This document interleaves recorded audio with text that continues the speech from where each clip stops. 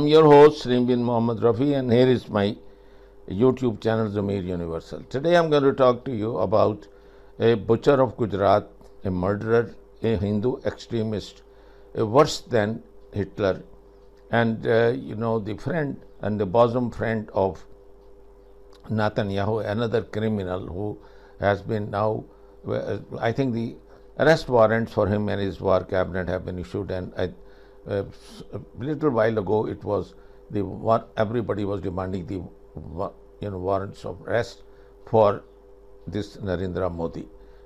Twice he has been selected by the Hindu extremist, and he has destroyed the India. And all those figures of GDP and the outside investment is not the bullshit. When you look at the impact and look at the poverty index, that what has happened there, look at the hygiene, look at their open defecation, and you look at the slums, when you look at the unemployment, the guy who is lecturing you and trying to produce the India has jumped from 15th position to that is nonsense. Because it's no way. The most unprecedented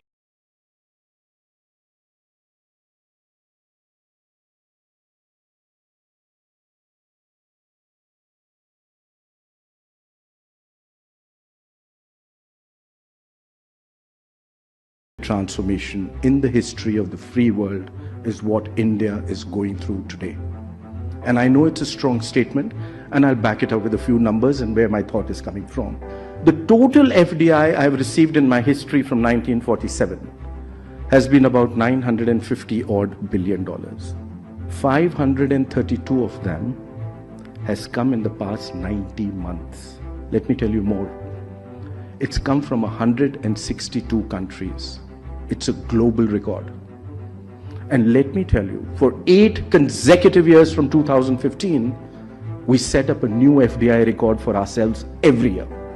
Even in the midst of the lockdown in 2022, the most unprecedented lockdown in human history, you received your highest ever FDI of $83.5 billion. Highest ever. Let me tell you the second part of your FDI. It's come across 61 sectors, a global record. The breadth of opportunity which India presents today is unprecedented. No other country in the world has got an FDI across 61 sectors, and that number is increasing. Remember, I told you the most unprecedented transformation? It's just started. And let me tell you the third part to that. To me, which is the most gratifying. It's come in 31 states and union territories of India. The new engine of India, the new growth of India is bottom up.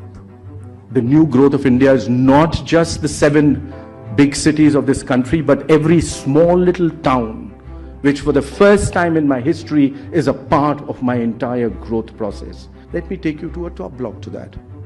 I'm at GDP today of 3.5 trillion. The first trillion took me 67 years. The second trillion took me 8 years. The third trillion took me 5 years. Are you seeing where I'm progressing? But let me tell you something more interesting. From 2015 until now, that is what, we are 9 years? I moved ahead of Russia, Italy, Brazil, France, UK from number 10 to number 5 in size of my GDP. I'm knocking at Germany. By the end of this year or early next year, I become number 4. And before the pandemic, I was the fastest growing large economy on the planet. And after the pandemic, I am the fastest growing large economy on the planet. This story, ladies and gentlemen, has just begun. That if your public is not happy, the public, you do see that the minorities are sick of this, the farmers are sick of them, the people living in Rajasthan and other are sick of it, Mamta, the Bengalis are sick of it, they have concentration camps, the 7 states which they have forcibly occupied, they are now being asked to be thrown out and get out of that place. That is the achievement of Narendra Modi, with the less than 5% people with wealth. With each one of them he has shares, and he is the one most corrupt, and he controlled with that money, ill-gotten money, the Chief Justice, the Chief Election Commissioner, and all the, I think, the rogues, the terrorists, and in the form of the security around him. And he never ever gave in 8 years and any interview to any good journalist. And even the documentary in BBC he banned. And times again you can see. So you can not talk about any achievement he has. The guy on the other side, the Congress and the alliance there, I think this time, if they let him, then that be the end of India. And that in nutshell, I think so. He should never ever win. The first phase has already started, and on June the 4th, we will have the results. And by the grace of Almighty Allah, this menace, this butcher, this scum of the society will be killed in India forever, and I mean politically, not physically. I think in the beginning, when I used to, when I used to watch the news, there was so much noise. I would speak to my friends very often, and they would say that they have stopped watching the news completely because it's not good for their mental health, so on and so forward. And I used to find that very distracting, very concerning, because news is a system, is a major system of public information, at least in India. And I believe we come to the news because we want to learn something that will make our lives better. So when so many people are switching off from the news, that was something very concerning for me. In India, just to give you context, fact-based reportage has really taken a backseat, and there is, opinion and debate shows are the norm. So when I came across, I remember watching one of Ravish's broadcasts, and very often you have news anchors who will tell their audiences that we are here to serve you and the audience is number one. Ravish was actually scolding his audiences that you should be doing better, please stop watching TV, and that's the only way we can all get better. I found that to be ironical, that here was somebody in the news business who was asking people to stop watching the news, and he was also being very, very vulnerable on television. He was wondering aloud if there was an audience out there for him. So I really found that to be a good starting point, because I think over a period of time we have all become very desensitized to the crisis that people who are working within the news industry are facing. And with Ravish, I thought I had a good protagonist to try and investigate that. As you said, that now Indian television news channels are dominated principally by debates and also extremely aggressive anchors. I'd like to go to a clip of one of India's most popular news show hosts, Arnab Goswami. I believe that being a nationalist is a prerequisite to being a journalist.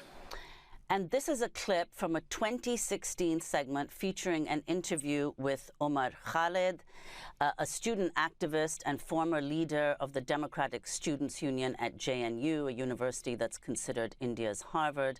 He was one of the most prominent voices in the protests against the execution in 2013 of Afzal Guru, who was convicted of the 2001 Indian Parliament attack.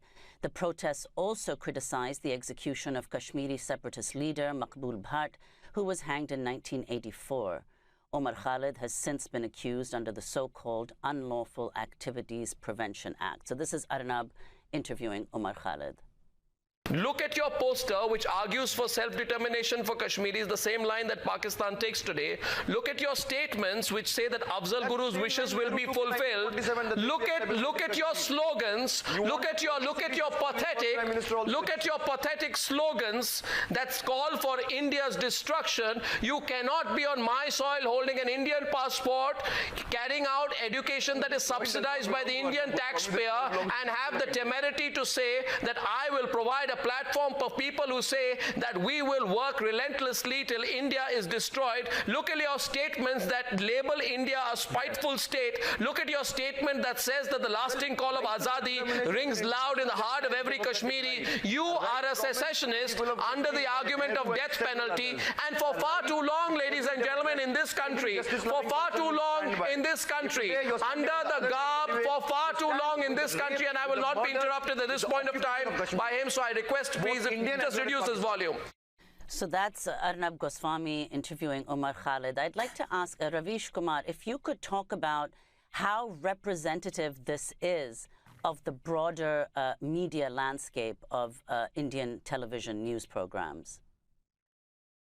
Any good man Thank you for having me here. A lot of viewers who watch my show follows your work, and they have sent a huge regard to your work. Having said that, this clip you just showed about Arnab Goswami, in the beginning he was the one, but now we have many more like him.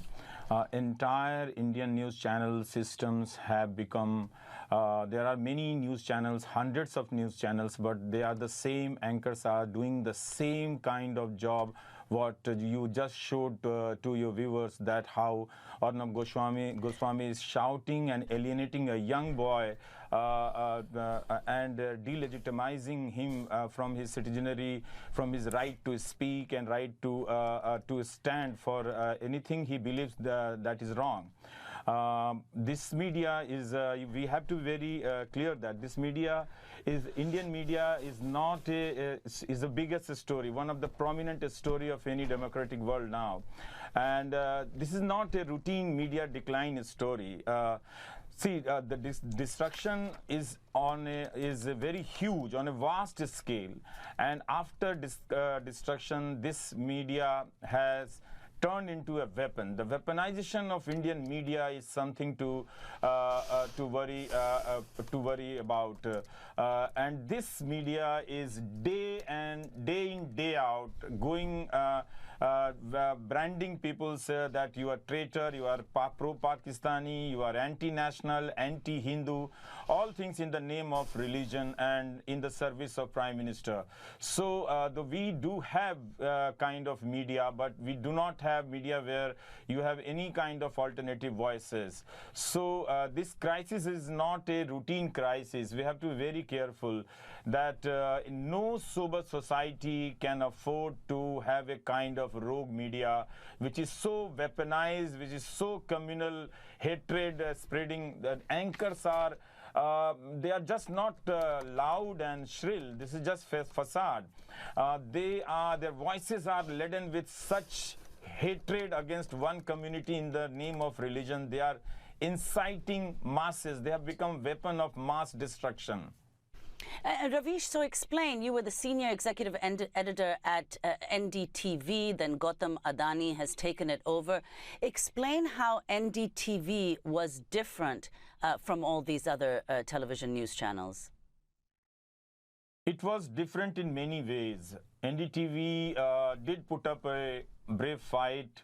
Pranay Roy and Radhika Roy, they were also framed with many charges, but they could not save their channel. Yes, they faced a lot of resource problem, but they never intervened in the editorial work or our job. So they tried to the last of their core to save this channel and to have a space where you can raise alternative voices, you can raise questions, we can raise, you can give a platform to many peoples. Like you just had a headline of northern India, the danger of waterborne disease. Indian media has left this kind of stories once Prime Minister returned from France, and they are again doing their agenda and they are in the service of their politics. So NDTV was different in many ways, and yes, you rightly said it was the last bastion of Indian media. Now you do not have one channel which is doing differently. You have number of channels who all are doing the same content, and that content is communal hatred with full of falsehood. I want to go back to the documentary While We Watched. In this clip, Ravish, you are talking with reporter Saurabh Shukla about the challenges that you're all facing working at NDTV at the time. I've been losing sleep over this. There seems to be no way out. This is a new move. They want to make sure we have no reach. We are becoming irrelevant. At least here at NDTV, we've got each other's back. It won't be the same elsewhere. I can keep talking about what's wrong in the world, but people's ideologies have changed so much. How are we going to reach them? There are no easy solutions, sir. This is our life. And I want to go to another clip from While We Watched, where Ravish Kumar bids farewell to a departing colleague. Then we see him in conversation with his wife, with universal television को subscribe करना ना भूलें, उसके बाद bell button पे click करें और अपने कमेंट्स के सेक्शन में अपने कीमती जो ख्यालात का इजहार ज़रूर